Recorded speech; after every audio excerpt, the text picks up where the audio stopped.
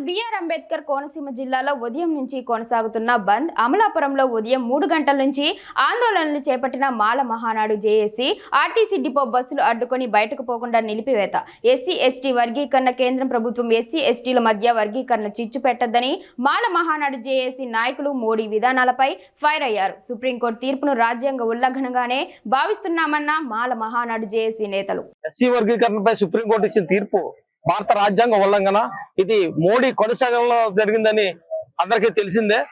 ఇలాంటి తప్పుడు తీర్పులు ఇవ్వడం అనేది సుప్రీంకోర్టు తగదు.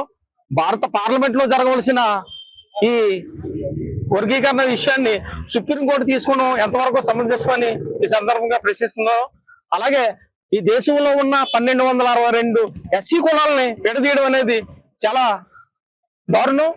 ఎందుకంటే బాబాసాహెబ్ అంబేద్కర్ గారు ఆలోచన విధానం ఈ దేశంలో ఉన్న ఎస్సీలందరూ కూడా కలిసి ఉంటేనే వాళ్ళ ఫలాలు వస్తాయి. రాజ్యాంగం ద్వారా హక్కులు కల్పించిన ఈ హక్కులన్నీ కూడా కాలరాయడం అనేది చాలా దారుణం. ఇది బీజేపీ ప్రభుత్వం చేస్తున్న కుట్ర. ఇది ఎంతవరకు సమంజసం కాదని ఈ సందర్భంగా తెలియజేసుకుంటున్నాను. నా పేరు నాతి శ్రీనివాసరావు, డాక్టర్ బిఆర్ అంబేద్కర్ కోనసీమ జిల్లా మాల మహానాడు జేఏసీ నుంచి మాట్లాడుతున్నాను. ఈరోజు ఎస్సీ ఎస్టీ వర్గీకరణకు వ్యతిరేకంగా ఆగస్టు 1న మరి సుప్రీంకోర్టు ఇచ్చిన తీర్పును నిరసిస్తూ ఈ రోజున బంద్ చేపట్టడం జరిగింది.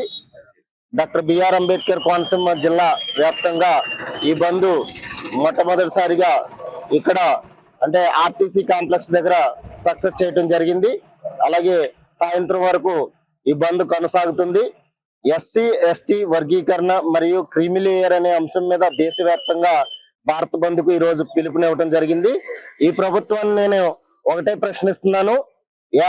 ఎస్సీల్లో 59 ఉపకులాలు ఉన్నాయి. మీకు తెలుసా ఏ ఉపకులంలో ఎంత జనాభా ఉందో?